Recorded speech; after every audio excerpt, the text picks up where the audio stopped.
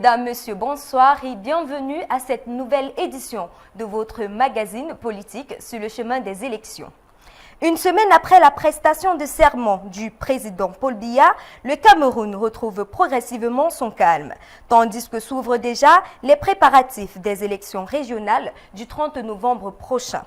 Entre les services après-vente de la présidentielle assurés sur le terrain par le ministre Paul Atangandji et les premiers réglages des LECAM sur ce scrutin indirect, l'actualité sociopolitique reste en mouvement. Pour mieux comprendre et décrypter cette différentes situations, accueillons sur notre plateau notre invité, consultant permanent Jordan Fomokon. Bonsoir Jordan. Merci, bonsoir à vous Erika, bonsoir à tous les téléspectateurs d'Horizon 3 Télévision. C'est un plaisir pour moi d'être sur votre plateau à nouveau. Dans tous les cas, le plaisir est partagé. Alors Jordan, dites-nous en quelques mots comment se porte le Cameroun. C'est difficile de reprendre tout de go à la question parce que la perception que les uns et les autres peuvent avoir du Cameroun est fonction des situations respectives dans lesquelles ces acteurs se trouvent. Lorsque vous êtes un acteur de l'opposition, vous allez clairement dire que le Cameroun se porte extrêmement mal. Quand vous circulez dans la plupart des villes de notre pays, vous constatez que les ordures reviennent. Ce n'est peut-être pas le sujet de ce soir, mais c'est important de l'indiquer parce que le ramassage des ordures est une question de politique publique qui est un domaine réservé à certaines institutions, notamment le ministère de l'Habitat et du Développement urbain et les différentes mairies. Vous imaginez que quelques jours seulement avant l'élection présidentielle, on a vu dans la plupart des artères des grandes villes la propreté. Mais depuis que la prestation des serments a eu lieu, vous l'avez rappelé tout à l'heure, on constate que les problèmes, les mauvaises habitudes sont revenus dans le cadre des activités quotidiennes. C'est une démonstration de ce que la vie a effectivement repris, la consommation a repris dans le cadre des activités des Camerounais et ces ordures, malheureusement, jonchent les rues de la plupart des grandes villes de notre pays. Maintenant, lorsqu'on est du pouvoir, on dira que le gouvernement est attendu. Paul Biya a prêté serment, les premières actions du chef de l'État sont attendues et on peut se féliciter, si on est du pouvoir, les premières décisions qui ont déjà été visibles, notamment l'augmentation d'un certain nombre de financements octroyés à certaines organisations, notamment les entreprises jeunes, et aussi la réouverture du doctorat, des recrutements en thèse de doctorat dans les universités d'État, et puis, pour terminer, ce lancement des recrutements également au niveau de l'ENS, l'École normale supérieure. Donc voilà quelques éléments, mais les activités ont repris progressivement dans notre pays. Les Camerounais vaquent à leurs occupations. Justement, Jordan, tout à l'heure, vous avez évoqué l'aspect des ordures. Mais il n'y a pas que ça. Nous avons également observé les routes qui étaient en chantier et qui ont, pour ma part, été abandonnées. Que vont devenir ces chantiers maintenant? C'est une autre interrogation. Parce qu'effectivement, dans la ville de Yaoundé, par exemple, on s'est rendu compte que les autorités, notamment le ministère de l'Habitat et du Développement urbain, a ordonné uniquement l'amélioration de certains axes routiers en termes de qualité, l'axe présidentiel. C'est-à-dire on a vu un travail intense qui a été fait sur le chemin quittant le palais présidentiel pour le palais des Verts Paul Biya de Mouaikele. Parce qu'effectivement, c'est le circuit que devait et qu'a emprunté le chef de l'État pour prêter serment. Maintenant, lorsque vous circulez dans des zones comme Vorbeti, dans le 6e arrondissement, les zones comme le carrefour de l'Amitié, les autres zones comme le lieu dit Acacia, c'est compliqué parce que les nids de poules à ce niveau sont énormes. Maintenant, qu'est-ce que cela va devenir en termes de suite? On attend de voir. C'est la raison pour laquelle beaucoup de Camerounais pensent que le remaniement ministériel qui va donner le ton en termes de décision, en termes d'hommes, dans le cadre de ce mandat dit des grandes espérances, pourra permettre de savoir si les choses seront faites parce que les problèmes auxquels sont confrontés les Camerounais ne se sont pas estompés et ils sont là. Les Camerounais continuent pour beaucoup de souffrir le martyre. Justement, et c'est dans ce contexte que le MINAT a organisé une tournée dans plusieurs régions. Quel a été l'objectif de cette descente sur le terrain? Apaiser, calmer les tensions, faire le point, apaiser les cœurs. C'est ce qui a été dit. Même si, dans les déclarations, on le verra, d'ailleurs tout à l'heure avec le reportage de Paul Atangandji, il y a eu des interprétations qui ont été diverses. Mais vous savez, dans un pays qui est organisé comme le Cameroun, qui est un État organisé, le ministre de la mission territoriale, qui est le patron des autorités administratives du point de vue institutionnel, est la personne qui a la responsabilité de veiller à ce que le maintien de l'ordre public soit respecté sur le terrain. Et donc, s'il y a eu des jours caractérisés par des tensions, il est important qu'une fois une situation arrivée, notamment la prestation des serments, on fasse le point. Et comment faire le point si on n'est pas sur le terrain pour être au fait de la réalité palpable, visible dans le cadre de ces descentes-là. Donc c'est dans cette dynamique que Paul Atanga s'est rendu dans plusieurs régions, on le verra, et il a discuté avec les autorités administratives, émis des recommandations, et il n'a pas manqué évidemment de tenser certains Camerounais dans le cadre des déclarations qui ont été aperçues au cours de cette semaine. Et justement, chers téléspectateurs, à la suite de ce sujet, je vous propose de regarder ce grand reportage intitulé Présidentielle 2025, Paul Atanganji joue les sapeurs-pompiers en mission de paix et d'apaisement.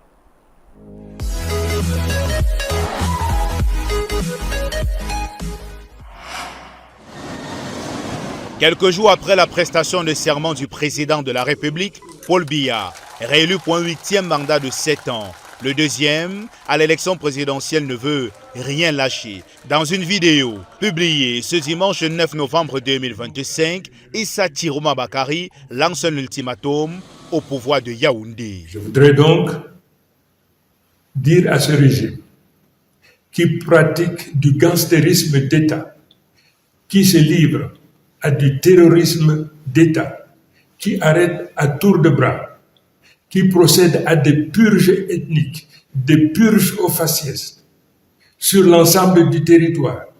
Je voudrais donc demander à ce régime, du haut de ma responsabilité, parce que élu aujourd'hui de la République du Cameroun, de cesser cette pratique.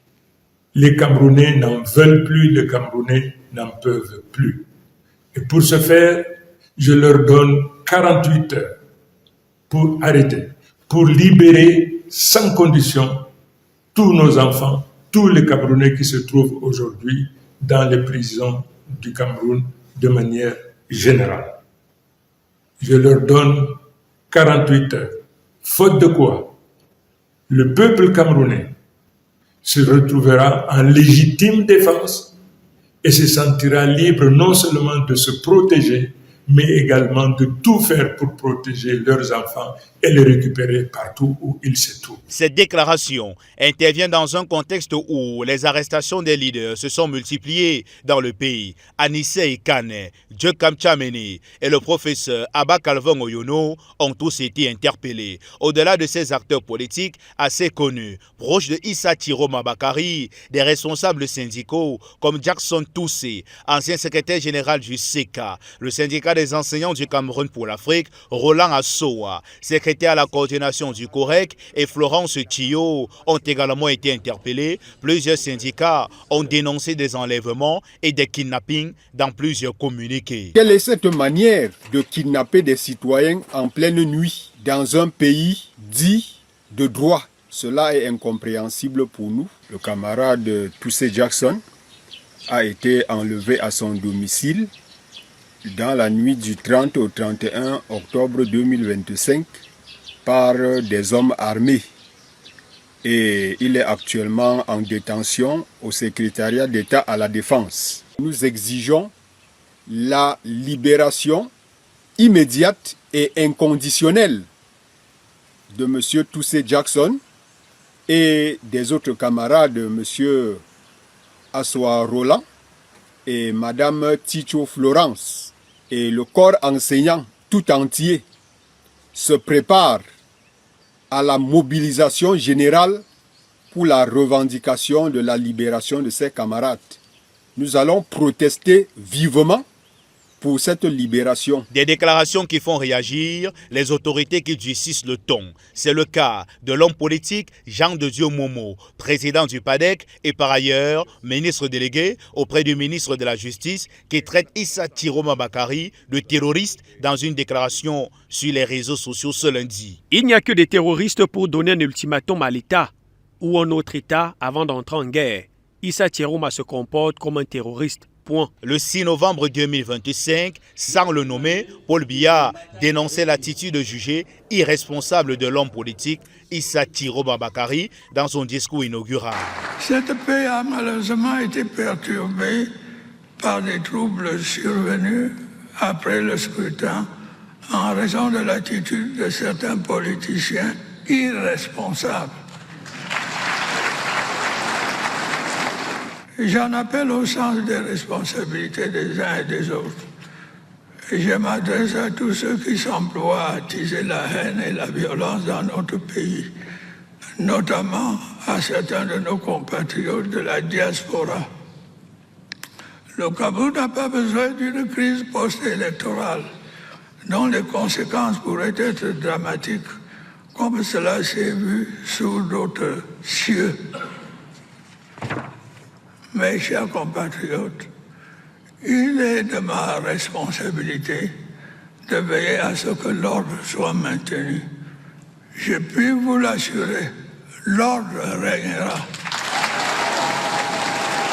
Sur le terrain, et ils sont nombreux, les Camerounais qui font des propositions pour sortir de la crispation actuellement visible dans le pays. Le président, nous lui proposons de tendre la main à M. Issa Chiroma, puisqu'actuellement, il est le symbole de la contestation. Sinon, il sera contredit en voulant lui tendre la main. Non, c'est lui qui doit lui tendre la main.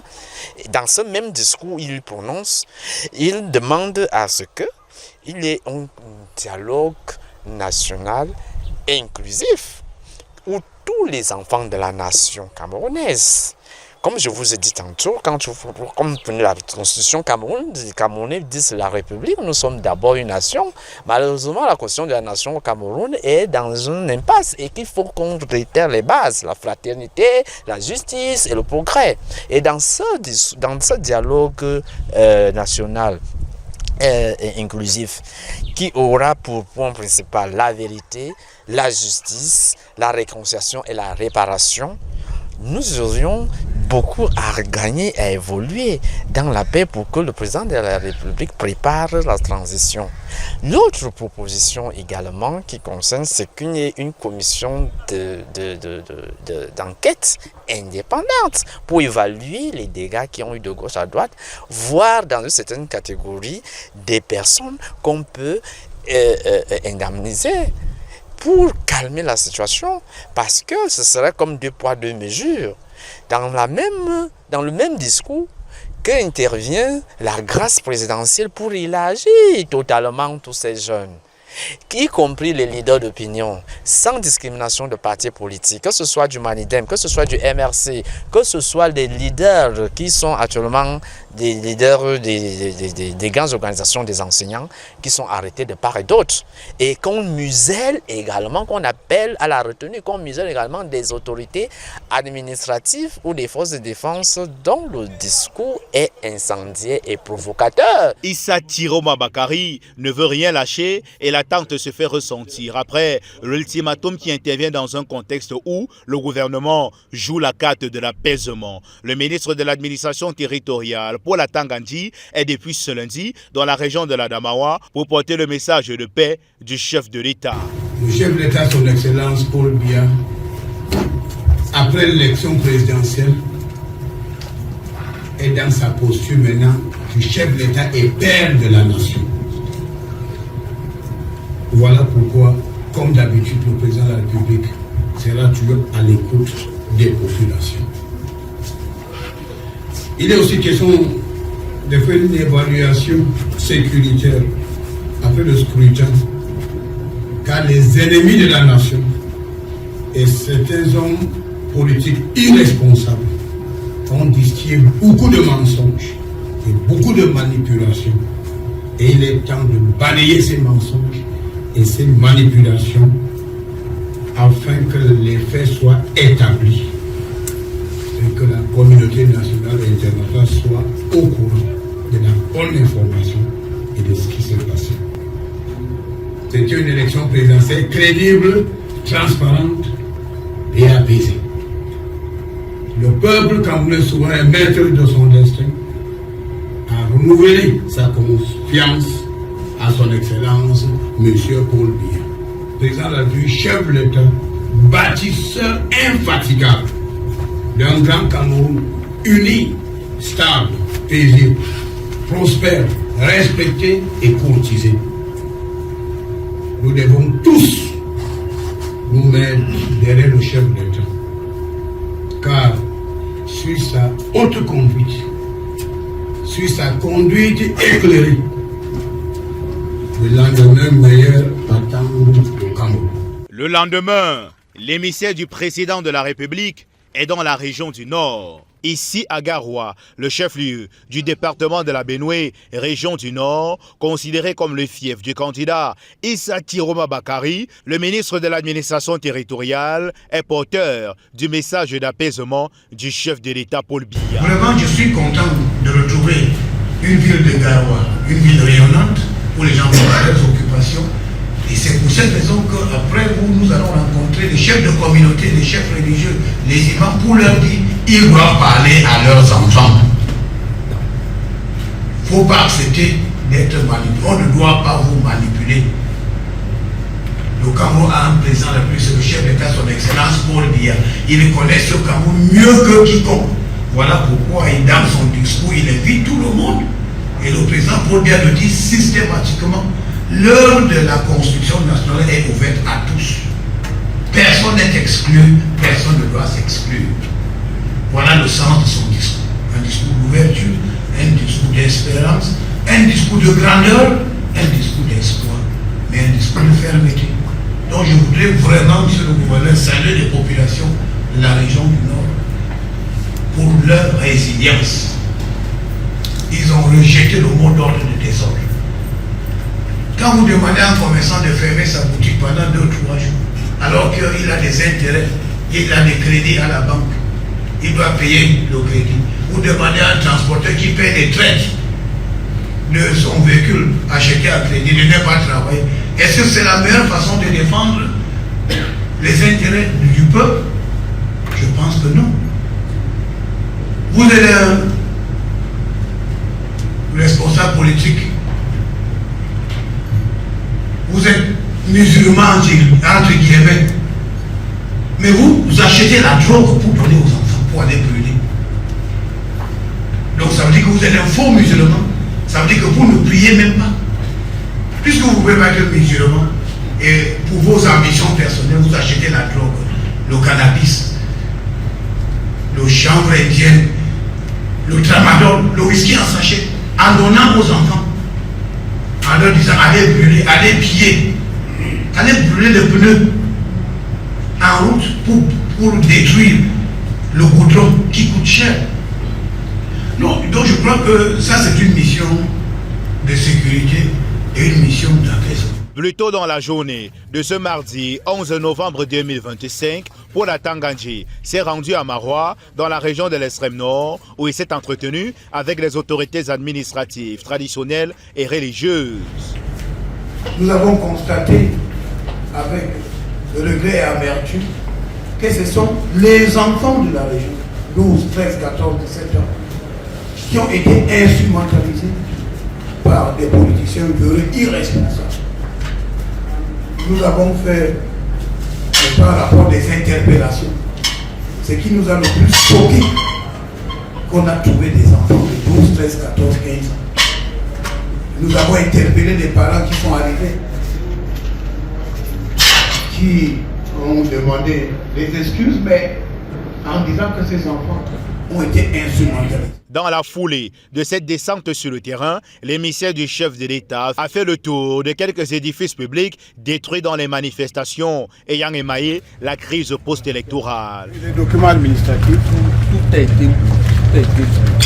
Alors, je me rappelle le dossier que j'avais ici, le dossier de sécurité traditionnelle, le dossier de matriculation, c'est partout. Des bâtiments incendiés, des documents brûlés, les autorités jouent la carte de l'apaisement afin que ce type de situation n'arrive plus dans le pays. La région de l'extrême nord a souffert des armes de Boko Haram. C'est une guerre qui est venue d'ailleurs, mais qui a fortement perturbé la quiétude des populations de la région de l'extrême nord. Grâce à la clairvoyance du chef d'État, chef des armées, son excellence, M. Paul Biya, grâce à la détermination des forces de défense et de sécurité, grâce à l'implication des populations qui ont créé des comités de vigilance efficaces sur l'encadrement des autorités administratives, Boko Haram a été complètement éradiqué. Il peut y avoir des poches de résistance, mais Boko Haram est un triste souvenir. Donc, au moment où les gens de l'extrême nord commencent à vivre dans la paix et la tranquillité, est-ce que c'est le moment de retourner en arrière? Est-ce que c'est le moment encore de perpétrer des actes de vandalisme et le désordre? Moi, je dis non. Moi, je suis de la région du Nord-Ouest. Et nous, des régions du Nord-Ouest et du Sud-Ouest, nous avons goûté à l'amertume du désordre. Une chose est certaine. Le désordre, quand ça commence, tout le monde est d'accord que ça commencera un jour.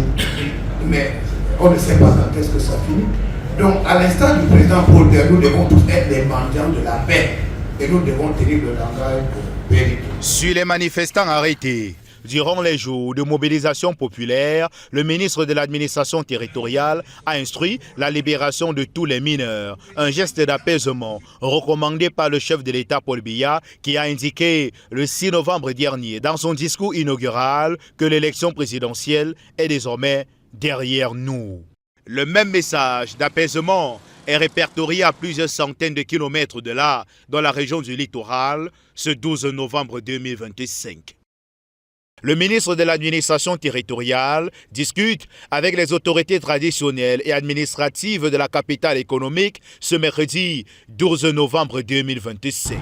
Quand nous faisons la comptabilité des assaillants neutralisés à travers le pays, nous constatons que la région de la Damawa n'a connu aucun décès.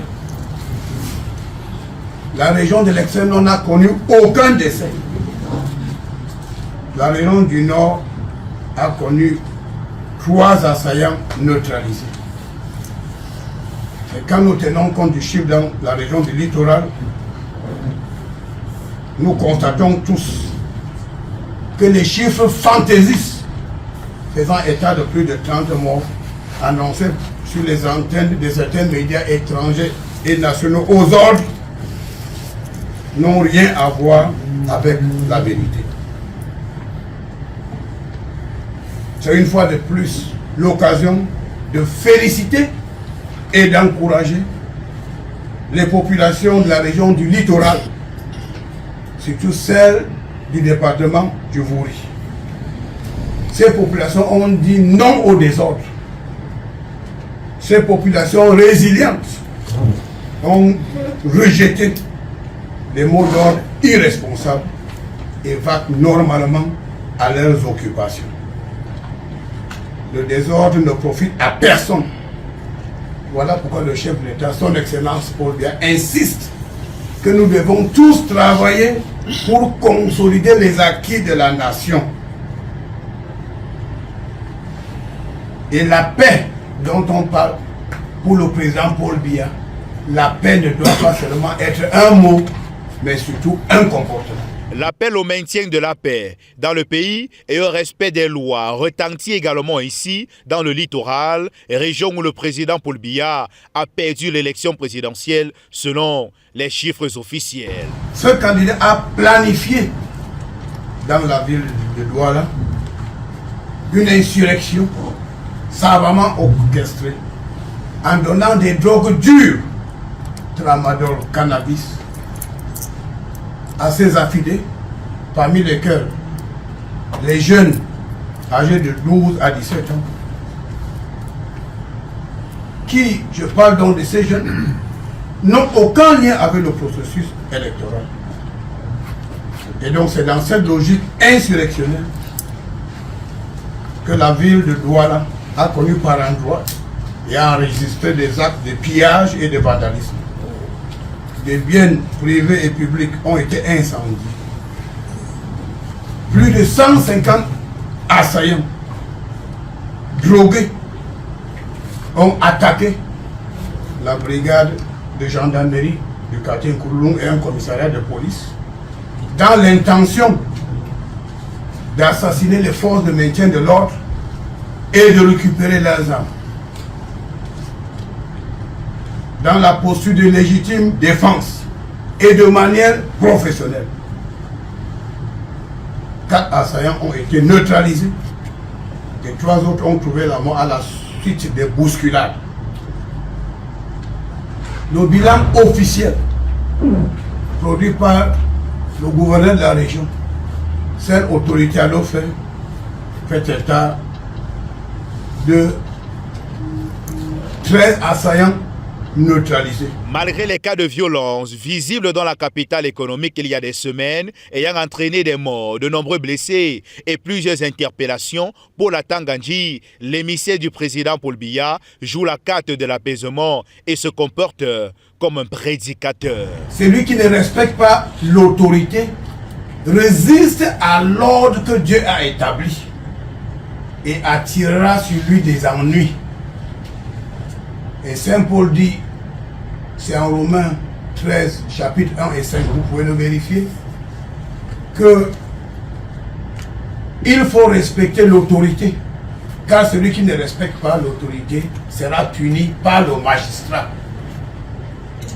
Et que le magistrat est là pour exercer la vengeance sur celui qui ne respecte pas l'autorité.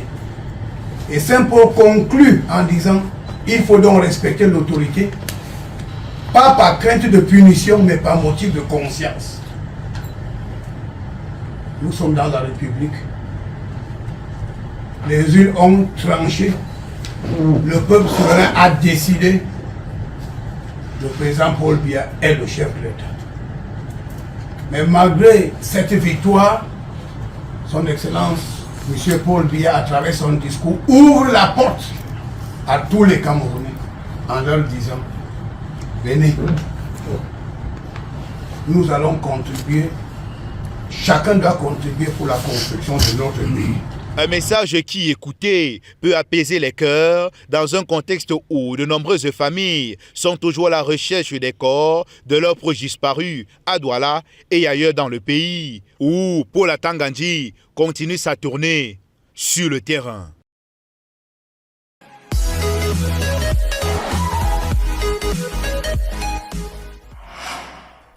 Justement, Jordan, nous avons vu le ministre discuter avec des autorités administratives et religieuses dans au moins 4 régions du pays. Peut-on dire que sa mission a été une réussite?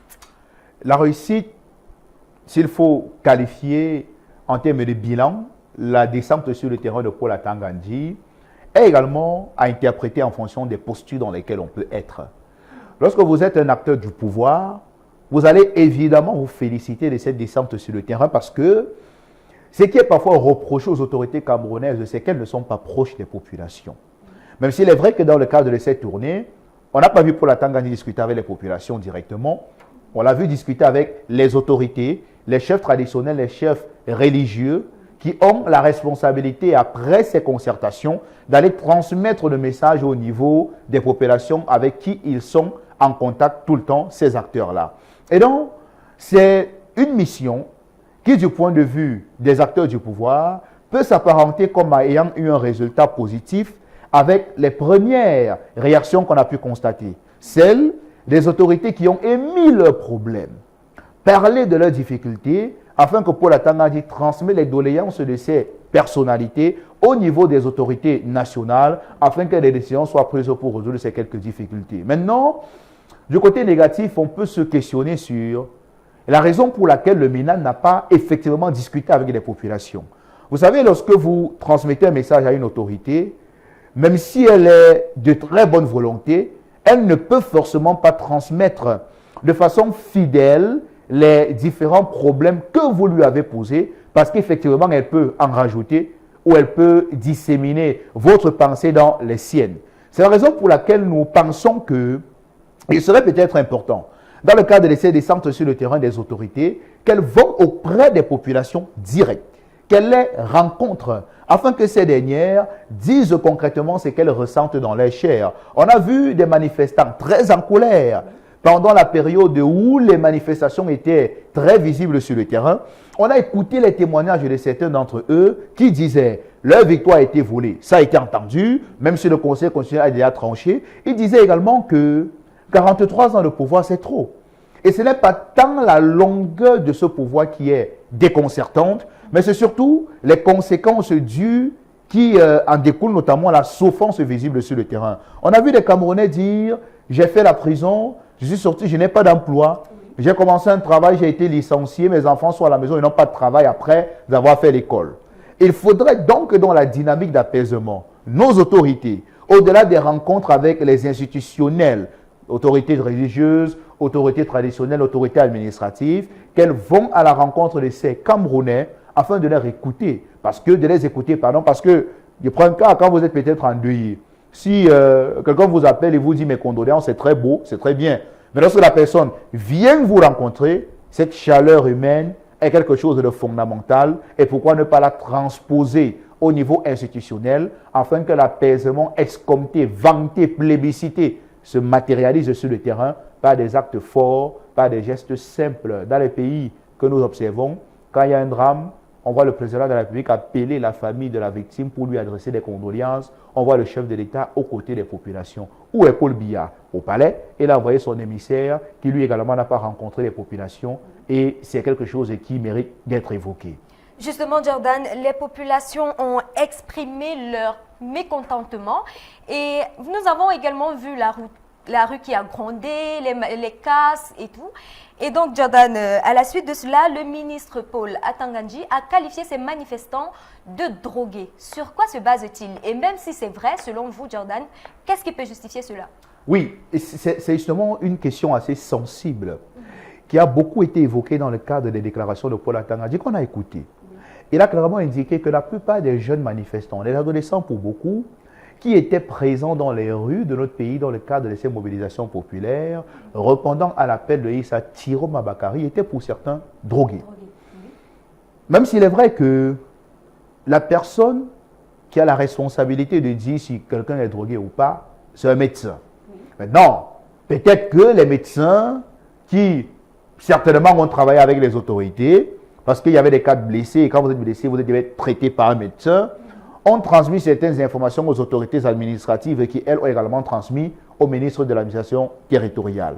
Mais, de l'autre côté, il y a que la perception et certains Camerounais qui ont réagi sur la question, c'est que on ne peut pas, sur la base de quelques personnes minoritaires qui ont pris des stupéfiants, s'il tentait que, c'est vrai, pour se ruer dans les rues de notre pays, attribuer une attitude irresponsable de certaines personnes à tout un mouvement qui a quand même rassemblé beaucoup de Camerounais. Et donc, les déclarations au niveau de la drogue ont un seul objectif, jeter l'opprobre sur les personnes qui étaient dans les rues, dans l'objectif, permettez la tautologie encore, de les décrédibiliser. Parce que lorsque la communauté internationale dit qu'il y a une répression des mobilisations au Cameroun en donnant des chiffres contestés par les autorités camerounaises, elles expliquent que la que la manifestation a été réprimée. Maintenant, quand le gouvernement, parce qu'il y a ce principe de la solidarité gouvernementale, et donc lorsqu'un membre du gouvernement dit quelque chose, cela est porté en termes de responsabilité par tous les autres membres du gouvernement. Et donc lorsque le gouvernement dit, ce sont des jeunes qui étaient drogués, le message que ça renvoie dans l'opinion publique et sur la scène internationale, c'est que toutes les personnes qui étaient dans les rues pour se mobiliser dans le cadre de ces revendications étaient des personnes droguées. Justement, Jordan, à ce sujet, nous avons également vu des personnes qui étaient très révoltées et qui ont dit « on n'a plus rien à perdre ». Est-ce que vous ne pensez justement pas que c'est au vu de ce genre de proclamation qu'on a eu à tirer ces conclusions-là? Oui, je ne pense pas qu'on devrait tirer des conclusions sur un état psychotrope d'une personne sur la base de ces déclarations. Lorsque vous êtes dans un véhicule et que vous conduisez en état d'ébriété, avant d'établir cet état d'ébriété, il y a ce qu'on appelle l'alcotest, qui est le seul élément qui permet aux enquêteurs, si une enquête est ouverte, de déterminer si vous êtes sous ou pas.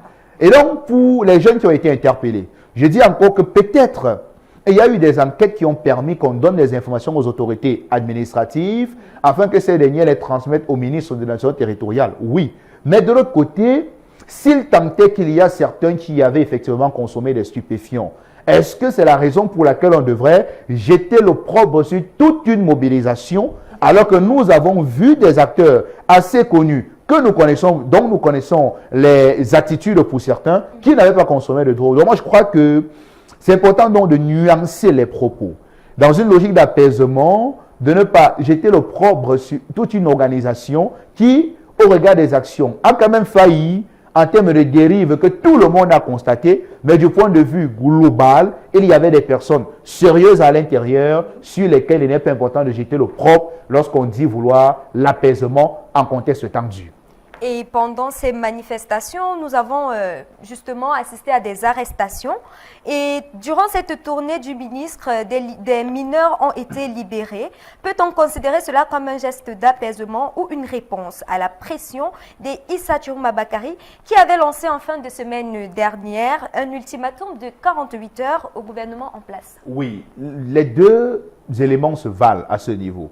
Parce qu'effectivement, c'est dans la foulée de l'ultimatum lancé par le deuxième à l'élection présidentielle, le candidat Issa Chiroma Bakary, que les autorités camerounaises ont entrepris de libérer des personnes, notamment les mineurs interpellés dans le cadre de ces mobilisations. De l'autre côté, il faut également dire que la descente sur le terrain de Paul Atangandji a été annoncée bien avant la sortie de Issa Chiroma. Et dans les objectifs qui encadraient cette descente sur le terrain, il y avait effectivement la libération de ces personnes qui n'ont effectivement rien à faire dans les solutions s'en tient aux réactions des parents et à la posture des autorités. De l'autre côté maintenant, voilà effectivement un geste d'apaisement. C'est-à-dire que dans une situation tendue, il est important que les acteurs qui prennent part à ces différents problèmes mettent sur la table chacun des arguments afin justement que chacun se sente bien dans le cadre de la mobilisation. Et donc des enfants qui n'avaient effectivement rien à faire dans la rue, beaucoup manipulés, beaucoup ont justement écouté les mots d'ordre qui ont été lancés par le candidat Chiroma et certains ont été arrêtés. Leur libération est effectivement et peut naturellement être considérée comme étant un geste d'apaisement, mais il y a un élément, c'est que beaucoup de familles aujourd'hui qui ont vu leur fils être tué dans le cadre de ces mobilisations restent pour certaines dans l'attente des corps de leurs enfants afin de bien faire le deuil. Et c'est un appel que ces familles lancent aux autorités afin que dans la mouvance de ces gestes d'apaisement qui sont déjà salués par beaucoup de personnes, qu'on aille plus loin en se mettant aux côtés de ces familles et pourquoi pas en leur donnant des ressources financières qui leur permettront d'organiser des obsèques de façon sereine parce que le Cameroun n'a pas les problèmes d'argent évidemment. Jordan, nous sommes dans une phase d'apaisement, comme vous venez de le dire. Mais est-ce qu'il faut retenir que ces jeunes qui ont été libérés n'ont rien, en fait, que le gouvernement n'a véritablement rien à leur reprocher? Est-ce qu'au sortir de ce que vous avez dit, on peut conclure cela? On peut avoir des choses à leur reprocher, mais l'apaisement est important. Ils n'ont pas été arrêtés pour rien. C'est-à-dire que beaucoup ont été arrêtés parce qu'ils ont pillé, parce qu'ils ont cassé, d'autres ont lancé des pierres sur les hommes en tenue. C'est entre autres les raisons pour lesquelles ils ont été interpellés. Mais le constat qui a été fait, c'est que ce sont les mineurs qui ont été libérés. Quand vous êtes mineur, c'est que vous n'avez pas la majorité électorale, c'est-à-dire que vous n'avez pas voté. Et donc, si vous n'avez pas voté, que faites-vous dans la rue alors que vous n'étiez pas là le jour qu'on votait? C'est la raison pour laquelle l'élément manipulation a beaucoup été évoqué. Et comme ils ont été manipulés, l'appel a été lancé aux parents afin que ces derniers inculquent des valeurs à ces jeunes Camerounais dans le but de ne plus les laisser aller dans la rue alors qu'ils se battent pour des choses qui fondamentalement ne les concernent pas parce que n'ayant pas participé à l'élection. Et donc, ces jeunes Camerounais sont invités à comprendre le message qui a été lancé par les autorités afin, à l'avenir, d'organiser de façon professionnelle leurs revendications et de ne pas tomber dans les affres qui sont entre autres les cas qu'on a évoqués tout à l'heure. Et justement, au moment où nous sommes en train de parler, Jordan, plusieurs leaders syndicaux et politiques sont toujours détenus. Qu'est-ce qu'ils font réellement en détention? C'est la question qu'on se pose, ma chère Erika. C'est-à-dire que Djekam Tchameni, Abba Kalvong Oyono, Anissé et Kane sont toujours interpellés. À côté de ces acteurs politiques qui sont proches de Issa Chiroma, qui sont accusés d'un certain nombre de choses et leurs avocats contestent les accusations, alors les soupçons qui pèsent sur eux, il y a des enseignants. Roland Assoa, Jackson Toussé, Florence Tio et bien d'autres encore, des leaders syndicaux qui, d'après les informations que nous avons, ont été interpellés parce qu'ils ont clairement affiché leur soutien au candidat Issa Chiroma Bakary. Vous savez, dans les pays plus développés que le nôtre, À la veille de chaque élection, il y a ce qu'on appelle les grands groupes. Les syndicats des transporteurs, les syndicats des enseignants, les syndicats des agriculteurs, qui, avant l'élection, pendant la campagne, prennent le temps de lire les programmes politiques, les projets de société de tous les candidats. Et sur la base de ce que proposent les candidats, ils observent et voient effectivement quel est le candidat qui est le plus apte à défendre leurs intérêts. Par exemple, un candidat qui est d'obédience de gauche, il viendra expliquer que les agriculteurs doivent être obligés de payer plus de taxes afin qu'on donne cet impôt aux pauvres. Un candidat d'obédience de droite viendra indiquer que non, jamais, ils ne doivent rien payer. Au contraire, l'État devrait augmenter les subventions apportées à ces agriculteurs afin qu'ils emploient plus de personnes et qu'ils profitent mieux, que cet emploi profite mieux à la croissance du pays. Vous observez bien que dans une dynamique pareille, ces agriculteurs vont effectivement pencher pour le candidat de droite parce qu'il est la personne qui est la plus à même à défendre leurs intérêts. C'est la même chose avec le Cameroun. Les syndicats, pour certains, ont observé la scène politique. Ils ont constaté que sur la base des programmes qui leur ont été proposés, la personne la plus à même à défendre leurs intérêts s'appelle Issa Thiro Mabakari. Et la question centrale donc on peut se poser, c'est: doit-on être arrêté pour ses idées? Doit-on être arrêté pour son soutien à un candidat? C'est l'interrogation. Justement, cette interrogation, Jordan, m'amène à vous poser la question de savoir, est-ce que nous ne sommes pas en train de vivre le film qu'on a vécu 7 ans auparavant? C'est également une interrogation assez pertinente, ma chère Erika, mais qui est un peu différente du point de vue des personnes qui ont participé à la mobilisation. Lorsqu'on se souvient de 2018 et 2020, plus tard avec les marches dites blanches organisées par le candidat malheureux de 2018, Maurice Kamto, on a constaté que les personnes qui ont été interpellées étaient membres du mouvement pour la renaissance du Cameroun, notamment Alain Fourier, Olivier Bibo-Nissak et bien d'autres acteurs encore. Ici, les personnes arrêtées ne sont pas militantes ou militants du FSNC. Ce sont des acteurs connus de la société civile qui ont pendant des années milité pour la défense des droits des étudiants, des enseignants, avec les concertations organisées dans les ministères où ils revendiquaient des éléments fondamentaux. Le paiement de la dette due aux enseignants, l'organisation d'un forum national de l'éducation, l'application du statut particulier de l'enseignant. Tous les membres du gouvernement qui sont dans le secteur de l'éducation connaissent ces acteurs-là. Et donc, en raison de la complexité dans la résolution de leurs problèmes, qui n'a pas encore été effective, quelques bribes ont été visibles, notamment une partie de la dette qui a été payée, mais le Forum national de l'éducation et le statut spécial de l'enseignant n'a pas encore été appliqué. Ces enseignants ont donc estimé, sur la base des programmes qui leur ont été proposés pendant l'élection présidentielle, que la seule personne, selon eux, qui était à même de porter leurs aspirations à une résolution certaine, s'appelle Issa Thiroma, comme on le voit dans les autres pays avec l'exemple que j'ai pris tout à l'heure, pour les agriculteurs dans un système où il y a les gauchistes et il y a ceux de droite. La question c'est, pourquoi sont-ils détenus? Qu'ont-ils fait? Ont-ils demandé aux Camerounais de descendre dans la rue? Ont-ils demandé aux personnes de prendre les armes pour aller déloger le président de la République au palais présidentiel? On n'a pas vu cela. Et donc, vous avez écouté l'un de leurs responsables dans le reportage tout à l'heure qui a exigé leur libération sans condition. Et c'est un élément également que nous pensions important d'évoquer ce soir. C'est dans ce contexte que les élections régionales se préparent. À cet effet, ELECAM a organisé hier une réunion avec les délégués régionaux. À l'entame de cette assise, le directeur général des élections, le docteur Éric Essousset, s'est exprimé. Écoutons-le.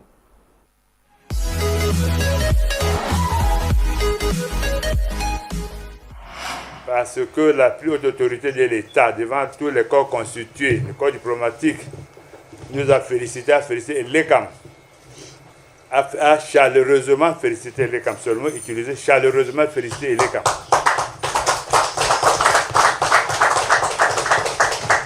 Qui a su relever une fois de plus ce formidable défi dans un contexte qui n'était pas facile. Dixit, président Paul Biya.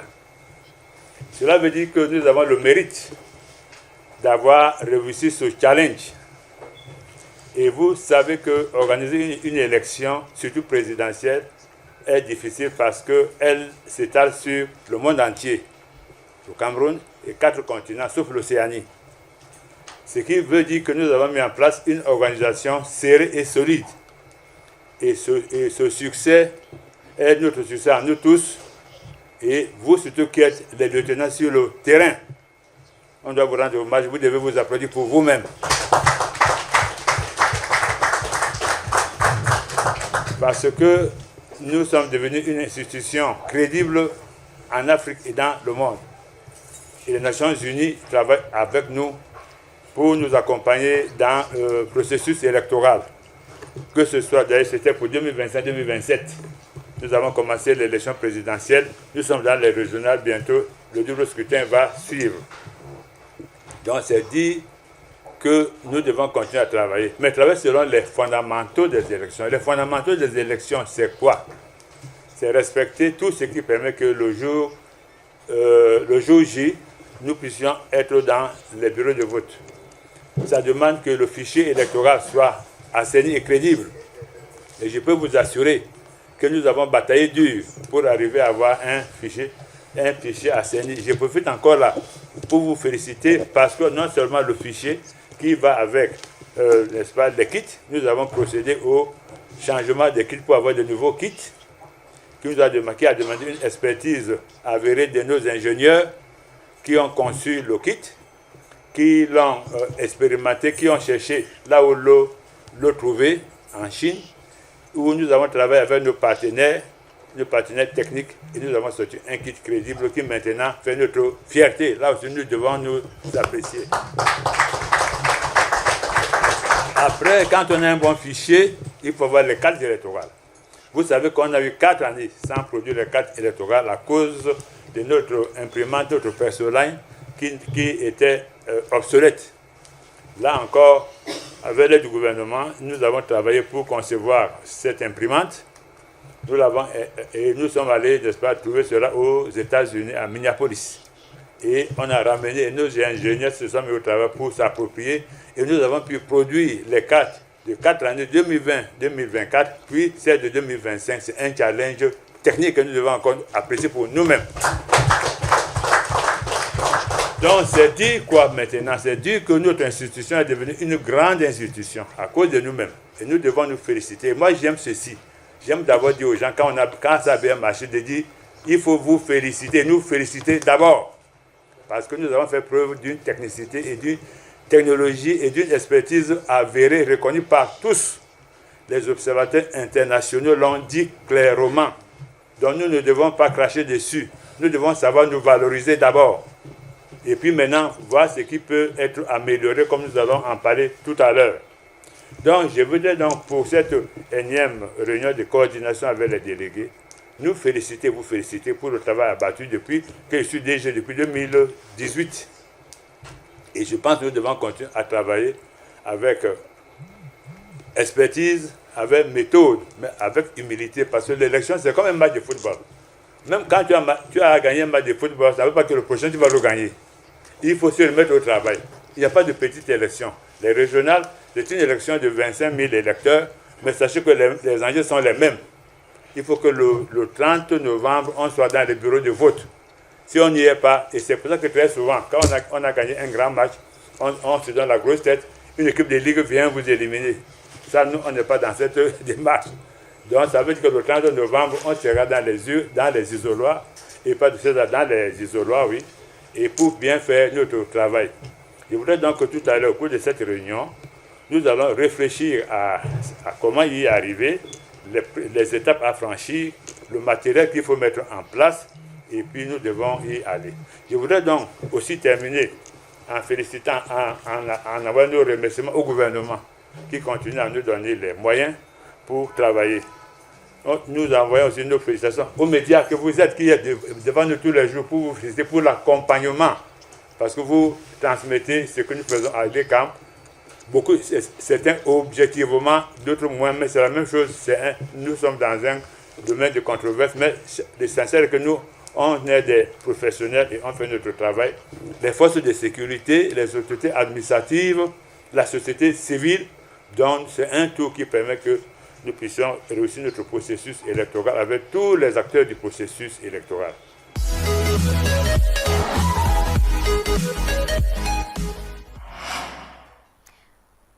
Justement, Jordan, Eric Essousset insiste sur la bonne organisation des élections présidentielles et rappelle que Elekam a d'ailleurs été félicité par le président de la République.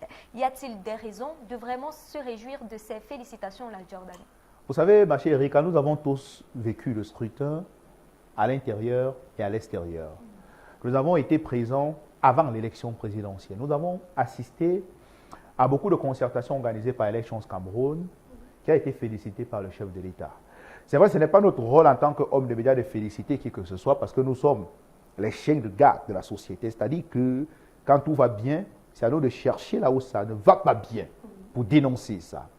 Mais on a constaté, si on fait une étude comparative, avec les clés de comparaison, que Elections Cameroun n'a pas de façon globale les choses à se reprocher. Mais il y a certains agents qui, pour quelques-uns, sont des permanents, c'est-à-dire des personnes qui travaillent pour Elections Cameroun et qui, pour d'autres, sont des temporaires, des personnes recrutées pour la circonstance de l'élection présidentielle, qui ont eu à adopter des attitudes illégales sur le terrain. C'est-à-dire que, on a par exemple vu cette vidéo qui a circulé d'un responsable dans un bureau de vote qui a cru bon de remplir de façon personnelle les informations dans le registre où sont censés signer tous les votants.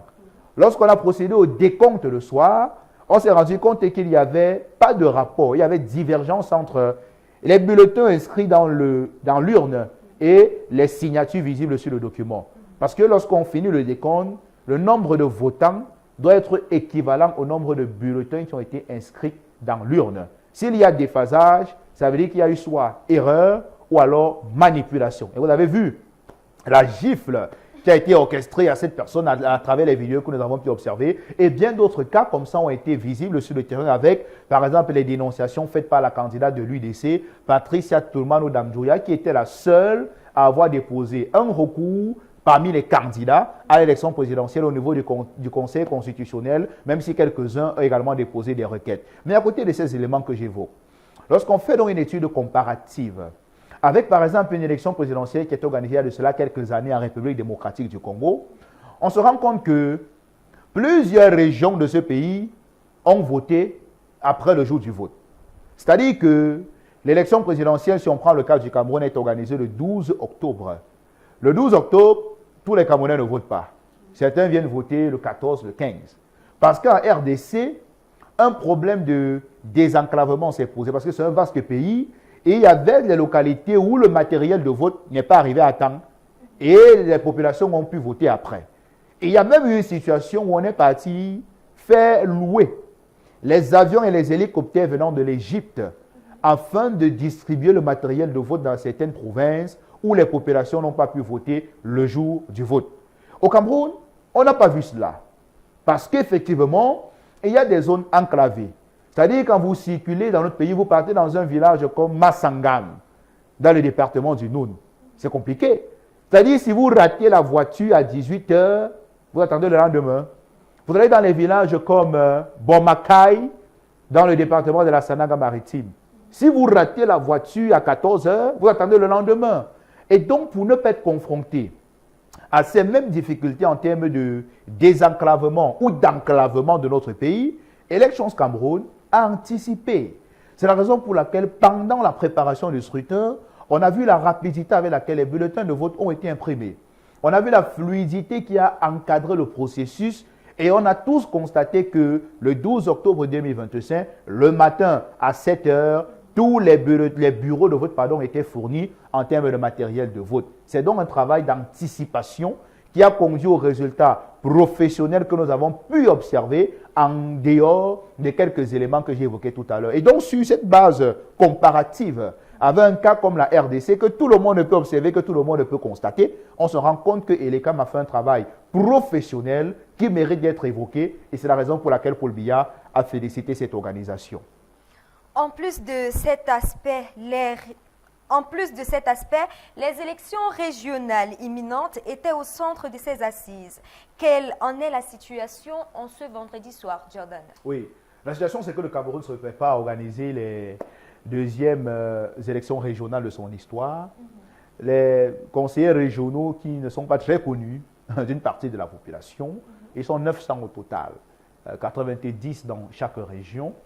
Et beaucoup de Camerounais questionnés ne savent même pas qu'ils existent parce qu'on n'a pas vu grand-chose. On parlera peut-être de ça tout à l'heure. Et il faut dire que Elecam également est dans la logique d'anticipation par rapport à ces élections régionales. Comme je le disais tout à l'heure, cette semaine, ils ont commencé par former les formateurs qui auront la responsabilité sur le terrain d'expliquer aux différentes personnes qui vont travailler le 30 novembre comment fonctionne le processus électoral. L'événement s'est déroulé cette semaine et je propose qu'on écoute le directeur général adjoint d'Elections Cameroun, Abdou Karimou, qui revient sur les enjeux et les objectifs de la formation organisée à Yaoundé par rapport à ces formateurs qui ont reçu des informations. Une formation que nous faisons dans le cadre de l'organisation de l'élection des conseillers régionaux qui aura lieu dans le 30 de ce mois. Donc c'est une formation de formateurs. On va former donc, les collaborateurs sur la tenue de la commission locale de vote. Et comme vous le savez déjà, c'est une élection qui a deux modes de scrutin différents, qui a deux collèges électoraux distincts. Donc il y aura deux urnes, une urne pour chaque bureau de vote, donc pour chaque collège électoral. Donc c'est une élection assez complexe à ce niveau-là. On va insister sur la tenue, n'est-ce pas, de la commission locale de vote dans les bureaux de vote. On va insister également sur l'organisation, le fonctionnement et les responsabilités de la commission régionale de supervision. Il faut le dire, la commission régionale de supervision, c'est elle qui va procéder à la centralisation des résultats, à la vérification, n'est-ce pas, des procès-verbaux et à la proclamation des résultats de l'élection de conseillers régionaux au niveau de chaque département. La base électorale étant le département. Alors, pour chaque département, il y aura deux résultats. Un résultat concernant le collège des conseillers municipaux qui va élire les délégués des départements et un résultat qui va concerner, n'est-ce pas, le collège des chefs traditionnels qui va élire les représentants du commandement traditionnel. Donc, si nous prenons l'exemple du centre, on aura probablement 10 départements, donc 20 résultats, 2 résultats par département. Donc c'est une question assez simple mais extrêmement délicate. Deux modes de scrutin distincts pour chaque collège. Donc voilà, on va former aujourd'hui un certain nombre de collaborateurs. Nous sommes accompagnés d'experts qui vont nous accompagner dans cette tâche-là. On va descendre sur le terrain pour former les membres du collège, les membres de la commission régionale de supervision et les membres de la commission locale de vote. Donc voilà ce que je peux dire à ce niveau. Voilà la portée, n'est-ce pas, de cette formation. Nous avons en tout un peu plus de 25 000, je dis bien 25 000 électeurs par rapport aux élections à suffrage universel. Direct, on a des millions, 8 millions au moins d'électeurs. Donc c'est une élection matériellement légère. Nous avons à peine 200 bureaux de vote. Donc matériellement nous sommes prêts depuis longtemps par rapport à cette élection-là. Les documents électoraux sont déjà imprimés en termes de bulletins, des procès-verbaux, des bureaux de vote, les feuilles de pointage, les listes électorales. Tout est déjà prêt et fait déjà sur le terrain. Donc c'est une élection assez légère matériellement, nous n'avons pas de problème à ce niveau. De retour sur ce plateau, nous venons d'écouter le directeur général adjoint des élections au sujet de la formation des formateurs organisée cette semaine. De quoi s'agit-il, Jordan Fumkong? Il s'agissait, ma chère Erika, de façon globale, d'un événement dont l'objectif était tout simplement d'expliquer aux personnes qui seront sur le terrain comment fonctionne le processus électoral. Les élections régionales sont des élections indirectes. Et vous avez suffisamment écouté M. Abdoul Karimou tout à l'heure, qui a parlé du fichier électoral, qui a parlé de comment le processus va se dérouler sur le terrain et qui a parlé d'un certain nombre de nuances qui ont été explicitées aux acteurs qui ont été formés. L'idée, c'est que sur le terrain le jour dit, personne ne se sente lésé en termes d'attitude à adopter. Nous sommes dans un contexte où vous pouvez avoir participé à l'élection présidentielle en tant que responsable d'un bureau de vote et vous avez l'impression que au niveau des élections régionales, c'est comme ça que ça va se passer. Que non. D'abord, les électeurs sont sélectifs. Ce n'est pas un Camerounais lambda. Moi, par exemple, je ne suis pas conseiller régional, je suis conseiller municipal, pardon. Je ne suis pas chef traditionnel. Donc, je ne suis en rien concerné par cette élection. Et donc, si vous êtes dans un bureau de vote, quelqu'un vient vous présenter sa carte d'électeur pour dire qu'il veut voter, vous devez effectivement lui indiquer qu'il n'est pas concerné par cette affaire. Et pour maîtriser ce qu'il y a à faire, il fallait avoir des informations issues de cette formation. Et vous avez constaté que c'était un nombre de personnes réduit. C'est la raison pour laquelle ils ont parlé de formation des formateurs qui, eux également, après avoir reçu ces informations, iront sur le terrain, dans les régions, pour expliquer aux personnes comment ça fonctionne dans le cadre de ces élections régionales éminentes dans notre pays. Et à ce sujet, les délégués régionaux se montrent très actifs sur le terrain. Je vous propose d'écouter quelques-uns dans ce regard croisé.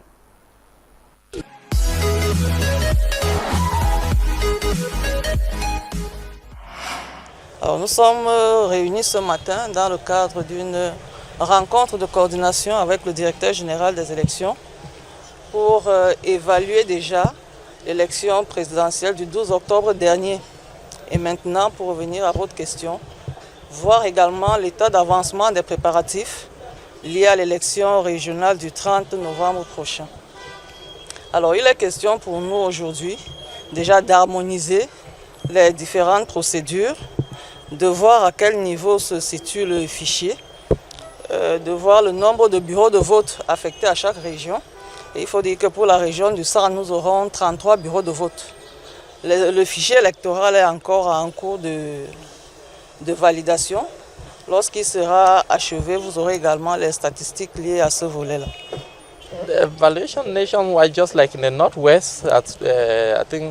Dans la région du Nord-Ouest, tout se passe bien. Comme par le passé, nous avons commencé par des réunions avec les partis politiques. On s'est entendu sur les lieux où seront ouverts les bureaux de vote et tous les bureaux de vote sont dans les lieux publics. Et je puis vous dire qu'après concertation, tous les bureaux de vote seront ouverts dans des édifices publics. Thereafter, we move into implementation and all our polling stations were located in agreed. Les partis politiques, les forces de défense et les CAM sont tous d'accord et ont apposé leur signature sur les documents démontrant que nous sommes au terme du processus de préparation et l'élection peut déjà avoir lieu. Stakeholders, that is the political parties, the administration, the defense and security forces, all agreed and append their signature to a document showing that we have come to terms. Voilà ce que nous avons déjà fait dans le Nord-Ouest. Et le Nord-Ouest est prêt à ouvrir ses bureaux de vote dans les 134 édifices publics. All its polling stations in 134 public structures. En réalité, nous nous trouvons ici aujourd'hui pour deux points précis, c'est-à-dire l'évaluation de l'élection présidentielle qui s'est tenue le 12 octobre dernier et l'organisation matérielle de l'élection régionale qui va se tenir le 30 novembre prochain. Alors, comme vous avez suivi le directeur général tout à l'heure, l'élection du 12 octobre s'est passée dans le contexte que vous connaissez, c'est-à-dire un contexte très difficile, parce qu'au préalable, vous savez que les CAM avaient fait presque 4 ans sans produire les cartes d'électeurs. On avait le chiffre d'électeurs lui-même qui avait connu un bond exponentiel. Nous avions un nombre record de bureaux de vote qui également avait explosé. Il fallait organiser l'élection dans ces conditions, dans un environnement très difficile, dans des conditions de tensions sociaux et politiques. Mais au final, je pense que le 12 octobre, tous les Camerounais étaient aux urnes, tous les bureaux de vote ont ouvert à temps et ont été clôturés lorsque tous les derniers électeurs avaient effectivement voté. Donc, de ce point de vue, nous pensons que l'élection s'est passée dans des conditions normales et nous avons connu les résultats que tout le monde connaît puisque les résultats sont publiés dans tous les bureaux de vote. Alors, pour ce qui revient à l'organisation matérielle de l'élection du 30 novembre prochain, l'élection régionale, vous savez que là, c'est une élection complètement différente de la première parce que nous avons 2 collèges électoraux, un collège qui est constitué des conseillers municipaux et un collège qui est constitué des chefs traditionnels. Alors, il faut organiser l'élection avec ces 2 collèges, mais c'est une élection qui se tiendra dans les chefs-lieux des départements parce que et là, vous comprenez que la tension sera moins vive on aura moins de bureaux de vote pour ce qui est de la région du littoral. Nous avons 4 départements dont l'élection se tiendra dans ces 4 départements. Et pour le moment, je crois que nous sommes suffisamment prêts. Nous allons peaufiner les derniers réglages pour cette organisation. Nous avons le matériel, nous avons le fichier électoral qui est connu, nous avons des cartes d'électeurs que nous allons distribuer à partir de lundi. Les commissions qui organisent, qui accompagnent cette élection également seront constituées bientôt. Donc je pense que nous sommes fin prêts pour l'organisation de cette nouvelle élection qui est la deuxième du genre parce que la première ayant été organisée en 2020. Merci. Merci. À date pour que l'élection des conseillers régionaux du 30 novembre puisse se dérouler, nous sommes dans la phase d'assainissement du fichier des grands électeurs. C'est vrai, les élections sociales ne se ressemblent pas. Cette élection paraît plus légère dans son organisation, mais ça ne veut pas dire que tout est facile. Il faut que nous ayons un bon fichier parce que vous savez, pour qu'il y ait une élection crédible, il faut que le fichier soit également assaini. Et c'est à cette phase-là que nous sommes dans la Damarwa. Et parlant du matériel, le matériel est déjà disponible.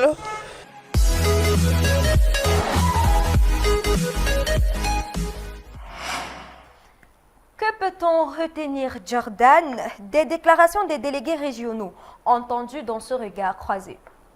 Il faut tout simplement dire qu'ils se préparent à leur niveau, ma chère Erika.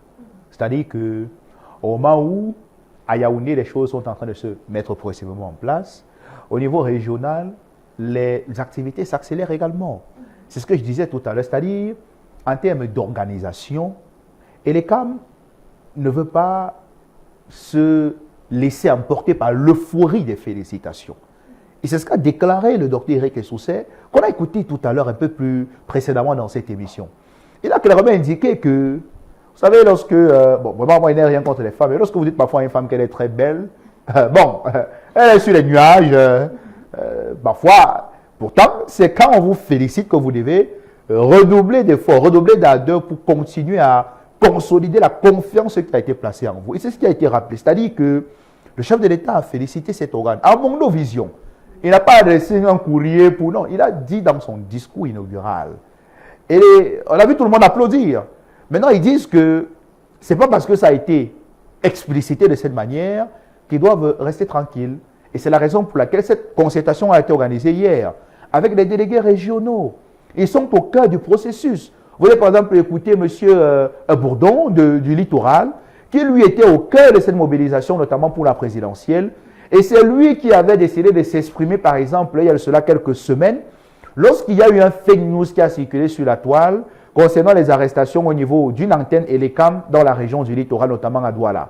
Des personnes étaient venues commencer à indiquer qu'il y avait des trafics qui étaient en cours, alors qu'on avait déjà terminé de décompter toutes les voix la veille ou bien quelques jours avant au niveau de la commission locale de recensement, et qu'à ELECAM, on était uniquement là que pour ranger les urnes. Parce que tenez-vous tranquille, les urnes pour certaines qui ont été utilisées pour la présidentielle seront réutilisées pour les élections régionales, et il a clairement expliqué cela au niveau des médias qui étaient présents sur place. Et non, ce sont des acteurs au cœur du processus, et il était important qu'ils se réunissent afin qu'on fixe les directives de ce qu'il y a à faire, donner les objectifs de chacun en fonction des particularités. Par exemple, celui du Nord-Ouest, la région du Nord-Ouest n'a pas les mêmes problèmes que la région du Centre. À ce niveau, il faudrait peut-être intensifier la sécurité au niveau des bureaux de vote afin que les populations puissent voter, pas les populations, pardon, que les électeurs, les grands électeurs puissent voter tranquillement. Et c'est de tout ça qu'on parle au cours de ces concertations qui sont importantes. Dans le cadre d'une élection, il s'agit de l'anticipation.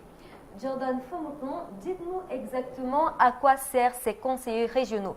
Je tiens à préciser aux téléspectateurs qui nous regardent actuellement qu'au Cameroun, nous avons 900 conseillers régionaux, soit 90 par région. À quoi ils servent exactement, Jordan? Oui, ma chère Erika, vous savez, le Cameroun est un État unitaire décentralisé. C'est ce que dit la Constitution. C'est la manière avec laquelle notre pays est géré. Et État unitaire décentralisé, ça consacre un certain nombre d'éléments. C'est-à-dire que le Cameroun fonctionne sur le plan institutionnel à travers deux grands éléments. D'un côté, la déconcentration et de l'autre côté, la décentralisation. La déconcentration, c'est le pouvoir central qui a des démembrements au niveau local. Le chef de l'État, les membres du gouvernement, les délégués régionaux, les délégués départementaux. Le chef de l'État, les gouverneurs de région, les préfets de département, les sous-préfets d'arrondissement. À côté de cette déconcentration qui permet de contrôler ce qui est fait, il y a la décentralisation. À ce niveau, on parle de collectivités territoriales décentralisées qui au Cameroun sont les mairies et les régions. Au niveau des mairies, les patrons, ce sont les maires qui sont élus par les populations. Et au niveau des régions, les patrons, ce sont les conseillers régionaux qui, eux, sont élus par les conseillers municipaux et les chefs traditionnels. Le rôle du conseiller régional est donc de participer au développement de sa région. Point. C'est fini. C'est-à-dire que c'est ça sa mission. Comme le maire a la responsabilité de développer sa commune ou sa mairie sur la base des ressources qui sont les siennes, le rôle du conseiller régional, c'est également de développer sa région. Et ils ont un budget pour cela. Il y a dans le cadre de la loi portant Code général des collectivités territoriales décentralisées tous les éléments précis par rapport au rôle de ces conseillers régionaux. Maintenant, peut-être on en parlera tout à l'heure, on a constaté que certains ont travaillé, d'autres n'ont rien fait. C'est-à-dire qu'on ne les a pas vus pendant cette période ici. Or, ils ont des missions très précises. Il y a eu un débat parfois sur est-ce qu'on ne devrait pas supprimer les postes de gouverneurs alors qu'il y a les conseillers régionaux. C'est un débat important. Sauf que les deux personnalités n'ont pas les mêmes attributions. Le gouverneur est le représentant de l'administration et le conseiller régional est le représentant de la population. C'est-à-dire que lorsque le conseil régional s'organise par exemple en termes de session, le gouverneur est là. Parce qu'en tant que responsable de l'administration, il doit contrôler ce qui est fait au niveau du conseil régional. Donc il n'y a pas de rapport, de relation entre un conseiller régional et un gouverneur qui ont des missions très séparées, qui ont des missions très divisées. Si on descend par exemple au niveau plus réduit, on va se rendre compte qu'un délégué départemental ou un délégué d'arrondissement n'a pas de relation conflictuelle ou ne devrait pas avoir de relation conflictuelle avec un maire. Il y a par exemple le délégué d'arrondissement de l'éducation de base. C'est lui qui a la responsabilité de contrôler ce qui est fait au niveau des écoles primaires. Le maire a la responsabilité, en fonction de ses compétences, parfois de construire certaines écoles avec le budget qui est le sien et avec les ressources transférées venant de certains départements ministériels. Donc les problèmes parfois qu'on rencontre sur le terrain, c'est la non-maîtrise des textes, la non-maîtrise des rôles repartis de façon claire dans le cadre de certaines actions. Et c'est pour ça qu'on peut voir, comme on parlait des audios en début d'émission, dans certaines localités, les maires restaient chez eux ne rien faire, alors qu'il y a des missions précises au niveau de ce travail. Les mairies assurent la précollecte et le MINDU, avec les entités, notamment Isaac Amtiklov, assure la collecte des ordures. Malheureusement, on ne voit rien sur le terrain en tout cas. Et ces conseillers régionaux ont été élus pour la première fois en 2020. Soit ça fait 5 ans aujourd'hui, Jordan, qui sont en fonction. Quel bilan pouvons-nous dresser de leur réalisation au Cameroun? Ce qu'on peut dire, c'est que c'est de façon globale 5 ans pour presque rien. C'est-à-dire que lorsqu'on circule dans les villes, on n'a pas encore vu un bâtiment estampillé réalisé par le conseil régional de telle ou telle région. On ne voit pas. On n'a pas vu un hôpital qui a été construit par un conseil régional.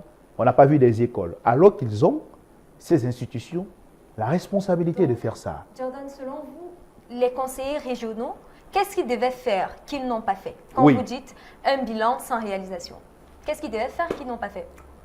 Apporter leur contribution au développement de leur communauté. Résoudre les problèmes des populations.